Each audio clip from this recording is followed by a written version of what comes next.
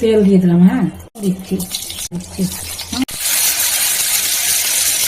একটু রসুন কুচিয়ে দিচ্ছি। তরকারি করবো সবজি দিয়ে, সবজি দিয়ে এখানে কচু বেগুনো থাকবে, আলুও থাকবে, ওটা ভাজি ঢেঁড়সটা আগে দিয়ে দিচ্ছি। একটু ভাজা ভাজা করি, তারপরে সবজি দিয়ে শাক, বেগুন, ঝিঙে, একটুখানি কুমড়ো, সব জায়গা তুলে করি। কচু আর আলু, হলুদ আর লবণ দেওয়া, বুঝলে? লঙ্কা গুঁড়ো দিলাম, জিরে গুঁড়ো দিলাম, হলুদ তো দিয়ে দিয়েছি।